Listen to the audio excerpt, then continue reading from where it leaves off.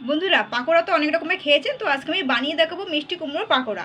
আর মিষ্টি কুমড়োর তো অনেক রেসিপি করে খেয়েছেন, বড়া, ঝাল, ঝোল রেসিপি, তরকারি। তো আজকে আমি পাকোড়া বানিয়ে দেখাবো মিষ্টি কুমড়োর।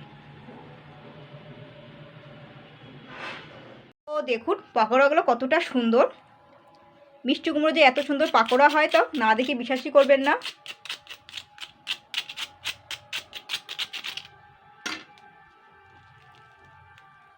এই দেখুন,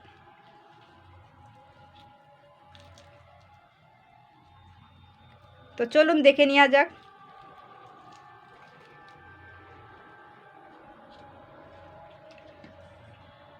মিষ্টি কুমড়োর পাকোড়াগুলো কত সুন্দর হয়েছে দেখুন বন্ধুরা।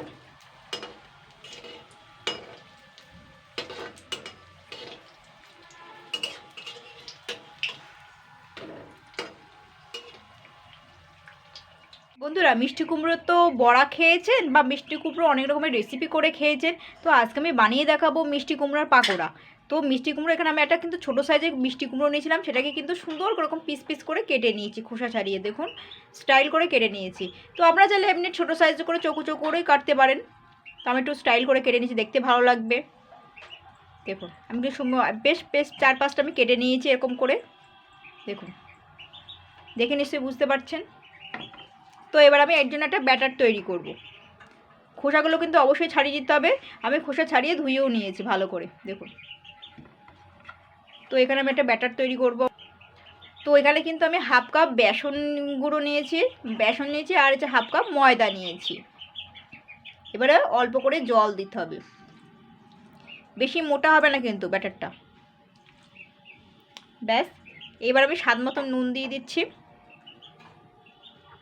আর দিচ্ছি গোটা কয়েক কালো জিরে, আর দিচ্ছি হালকা একটু লঙ্কার গুঁড়ো, আর দিচ্ছি 1 চিমটি মতন খাওয়ার সোডা, 1 চিমটি, সামান্য একটুকুনি।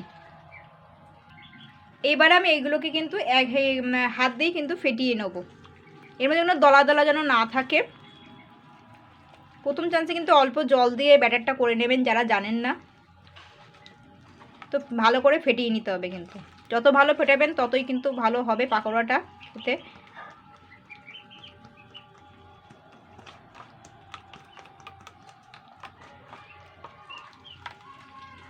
আমি কিন্তু 3-4 মিনিট ধরে ভালো করে ফেটিয়ে নেবো এই ব্যাটারটা। তো আমি কিন্তু ভালো করে 3-4 মিনিট ধরে এরকম করে ফেটিয়ে নিয়েছি। দেখুন ব্যাটারটা কিন্তু এরকমই থাকবে, এরকমই পাতলা থাকবে। এর থেকে বেশি মোটা হলে কিন্তু ভালো লাগবে না খেতে পাকোড়াগুলো। এবারে আমি এগুলো সব আপাতত এর মধ্যে নিয়ে নেব, একটা নিয়ে করে নেবো, একসঙ্গে দেবো না।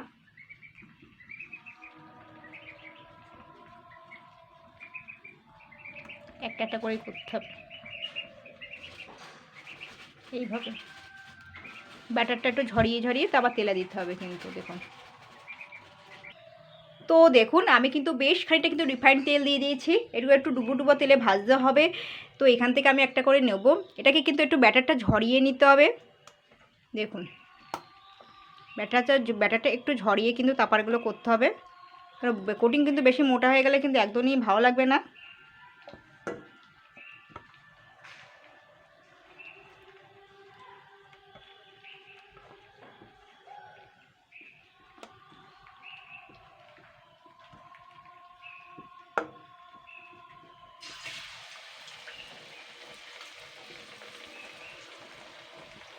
সঙ্গে সঙ্গে কিন্তু দিয়ে দিতে হবে এটাকে,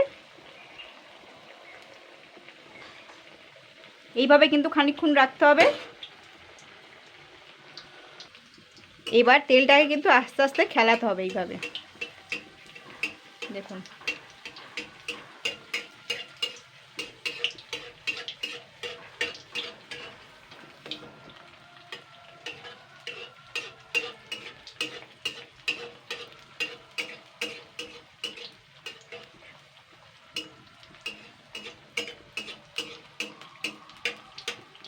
দেখুন এটা কিন্তু সুন্দর ভাজা হয়ে গেছে। আর তেলটাকে কিন্তু একটু গরমই রাখতে হবে, একেবারে কিন্তু লো ফ্লেমে না এগুলো। দেখুন এবার আমি এটা তুলে নেব।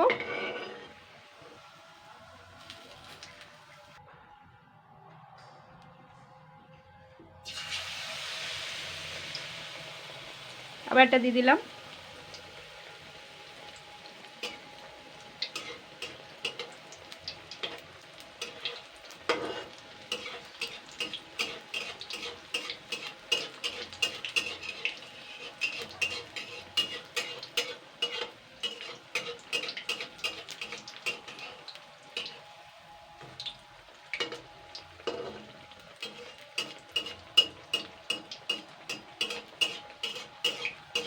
তো এইভাবে কিন্তু সবগুলো কিন্তু আমি সুন্দর ভেজে নেবো। দেখুন কি সুন্দর লাগছে দেখতে, খেতেও কিন্তু হেবি সুন্দর লাগবে।